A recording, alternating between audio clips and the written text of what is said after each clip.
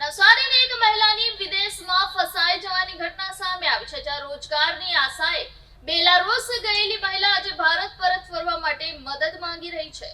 નવસારીના રુસ્તમવાડી વિસ્તારમાં રહેતા મીના રાજેશ જોશીના પતિનું અકસ્માતમાં અવસાન થતા 3 બાળકો અને વૃદ્ધ માતાની જવાબદારી તેમના ખભા પર આવી પડી હતી. હીરાના કારખાનામાં નોકરી કરીને પરિવાર ચલાવતી મીનાએ મંદી બાદ નોકરી ગુમાવી હતી. ત્યારબાદ વડોદરાના એજન્ટ મારફતે બેલારુસમાં ઊંચા પગારે ફૂડ પેકેજિંગ નોકરીના વચન પર મીનાએ દાગીના ગીરવે મૂકી અને લોન લઈને 5.50 લાખ રૂપિયા ભેગા કર્યા અને 6 નવેમ્બર 2025ના રોજ બેલારુસ પહોંચી હતી.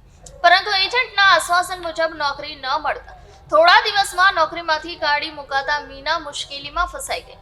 ગામડામાં તબેલામાં લાંબા કલાકોની નોકરી, પૂરતું ખોરાક ન મળતા અને કામના ભારે દબાણથી મીના ભાંગી પડી. ભારત પરત ફરવા પૂરતા પૈસા ન હોવાથી મીનાએ વિડીયો બનાવી પોતાની વ્યથા વ્યક્ત કરી હતી. આ વિડીયો સોશિયલ મીડિયામાં વાયરલ થતા નવસારી બ્રહ્મ સમાજના આગેવાનોએ મીનાના પરિવારનો સંપર્ક કર્યો છે અને વહીવટી તંત્રની મદદથી મીનાને સુરક્ષિત રીતે ભારત પરત લાવવા પ્રયાસો શરૂ કર્યા છે.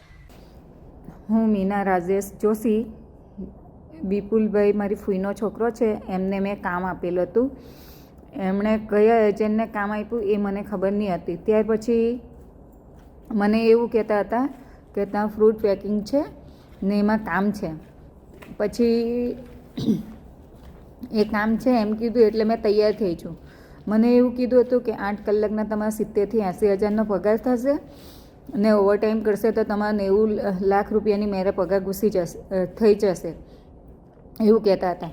એટલે મેં પોતે દેવું કરીને એવી રીતે આવેલી છું ને અહીંયા એવી ફસાઈ ગઈ છું કે મને ગાયના તબેલામાં નાખી દીધી. મિક્સમાંથી મને 350-400 કિલોમીટર દૂર નાખી. અહીંયા એવા એટલા બધા ગાવડા પહેણામાં છે ને કે વાત નહીં પૂછે, બધા ફસાયેલા જ છે. ને પિયુષભાઈ તુષારભાઈ ને એ બધા એજન્ટ છે. એમબીસીમાં પિયુષભાઈ બી કહેતા હતા કે ફ્રૂટ પેકિંગમાં જ છે ને તુષારભાઈ બી કહેતા છે કે ના બેન તમે લેડીઝ છે તો અમે તમારા હાથે ગલત નહીં કરીએ. પિયુષભાઈ બી એવું જ કહેતા હતા. ને અહીંયા આવીને હું ફોન ને એવું કરતી છું, મારા ફોન નંબર બ્લોકમાં કરી દીધા છે ને એ લોકો મારા હાથે સરખી વાત નથી કરતા. હું વિપુલભાઈને કામ આપેલું હતું. એમણે મને લાલચ આપેલી કે આવી રીતે તમારું ફેમિલી સેટ થશે, તમારો આટલો પગાર 80-90 હજાર પગાર થશે, ઓવરટાઈમ hatte 8 કલાકની ડ્યુટી રહેશે ને 12 કલાક કરશે તો ફોલ્ડ કરેલા છે મને. ને જે કામ કીધું હતું તે કામ નથી. ને બેલારુસથી મિક્સમાંથી મને 350-400 કિલોમીટર દૂર કરી છે. હું વિધવા છું, મેં દેવું કરીને આવેલી છું. મારા 3 છોકરા ઇન્ડિયામાં છે ને આવી રીતે મને ફોલ્ડ કરેલી છે. ને હવે હું કેવું છું તો મારા ફોનની ઉપર બ્લોકમાં કરી દીધેલા નંબર પિયુષભાઈ, તુષારભાઈ, સુભાષભાઈ. સુભાષભાઈ તો મારા હાથે વાત બી કરતા છે, સોરી. એ મને ફોલ્ડ એવી રીતે કરેલી છે કે મેં કોઈને કે અહીંયા એટલી મુસીબતમાં છું ને કે મારાથી ઇન્ડિયા જવાના પૈસા બી નથી ને તબેલામાં એવું કામ હતું, 15-15 કલાકની નોકરી હતી. મમ્મી બેલારુસ ગયા હતા અને ત્યાં મમ્મીને છે ને તબેલામાં જોબ મળી હતી. પણ મમ્મીને છે ને 3 ટાઈમ હતું અને ત્યાંનો આવવા જવાનો રસ્તો જ 1 કલાક હતો. એટલે મમ્મીને ત્યાં વધારે ફાવતું નહીં હતું. એટલે મમ્મી કે ત્યાં ફસાઈ ગયા. એટલે મમ્મી અહીંયા આવવા માંગે છે. શું સ્થિતિ છે અત્યારે ત્યાં પૈસાની? મમ્મી પાસે પૈસા પણ નથી અને મમ્મીની તબિયત ખૂબ જ ખરાબ છે.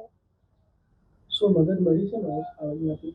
હા, સરકારવાળા થોડી હેલ્પ કરે એટલું મેં છું અને અમારા સમાજના પણ છે, એમણે પણ હેલ્પ કરે છે અને બીજા ન્યૂઝવાળાને એ લોકો પણ હેલ્પ કરે છે.